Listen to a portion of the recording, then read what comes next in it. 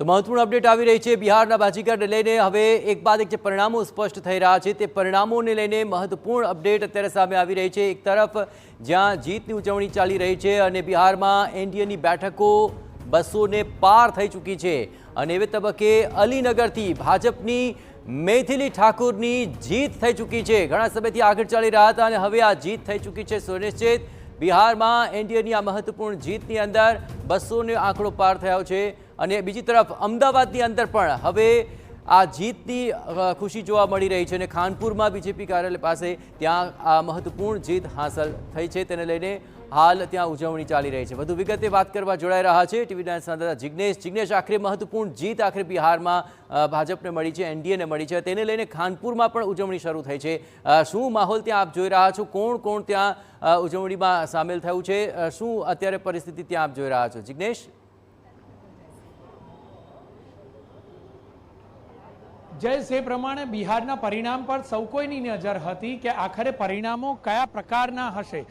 જે રીતે અમદાવાદના ખાનપુર કાર્યાલયના દ્રશ્યો જોઈએ તો તમામ ધારાસભ્ય, તમામ કાર્યકર્તા, તમામ કોર્પોરેટરો મોટી સંખ્યામાં ભેગા થયા હતા અને ઉજવણી જે પ્રકારે કરી હતી તે જીતની ખુશી તમામના ચહેરા પર જોવા મળી રહી છે। આપણી સાથે અમદાવાદના મેયર છે, તેમની સાથે વાત કરીશું। ખાસ તો બિહારના પરિણામો અપેક્ષિત હતા કે નહોતા?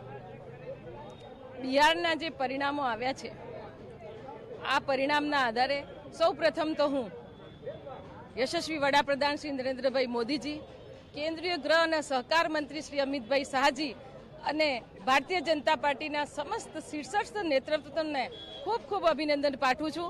એની સાથે સાથે ભારતીય જનતા પાર્ટીના સૌએ કાર્યકર્તાઓની જે મહેનત રંગ લાવી છે, એમના અથાગ પ્રયાસના લીધે જે આ પરિણામ મળ્યા છે એના માટે એમને પણ ખૂબ ખૂબ ધન્યવાદ પાઠવું છું। એની સાથે સાથે બિહારની જનતાએ જે ભારતીય જનતા પાર્ટી પર વિશ્વાસ મૂકીને જે ખોબડેથી જે મતો આપ્યા છે અને અમારા ઉમેદવારોને જીતાડ્યા છે એના માટે બિહારની જનતાને પણ ખૂબ ખૂબ અભિનંદન પાઠવું છું। અને આજે તમે જોઈ રહ્યા છો, આજે અહીંયા અમદાવાદના ખાનપુર કાર્યાલય વિશાળ સંખ્યામાં સૌએ ધારાસભ્યશ્રીઓ, કાઉન્સિલરશ્રીઓ અને કાર્યકર્તાઓની ટીમની સાથે અહીંયા ખૂબ વિશેષ ઉજવણી કરવામાં આવી રહી છે અને કાર્યકર્તાઓનો ખૂબ જ ઉત્સાહ અને ઉમંગ છે।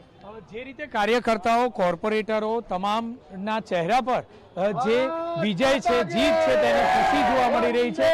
સાંસદ આપણી સાથે છે, તેમની સાથે વાત કરીશું। દિનેશભાઈ, કયા પ્રકારનો ઉત્સાહ? ખાસ તો આપે 1 મહિનો બિહારમાં ધામા નાખ્યા હતા, લાગતું હતું પરિણામ અપેક્ષિત છે? 100% બિહારની અંદર નરેન્દ્ર મોદી સાહેબ અને એનડીએના નીતિશ કુમાર લોકો મોદીજીની ગેરંટીની વાત હોય કે બિહારનો એનડીએની સરકારનો વિકાસ હોય, લોકોને નરેન્દ્ર મોદી સાહેબ અને નીતિશ કુમારમાં વિશ્વાસ છે, એનું આ પરિણામ છે। નકારાત્મક રાજનીતિ પણ લોકોએ જોઈ છે, બિહારનું જંગલ રાજ પણ લોકોએ જોયું છે। આજે કોંગ્રેસ અને લાલુ પ્રસાદ યાદવની પાર્ટી લોકોને ગુમરાહ કરવાનો પ્રયત્ન કરતો હતો, પણ આ બિહારની જનતાએ નરેન્દ્ર મોદીની ગેરંટીને સ્વીકારી છે।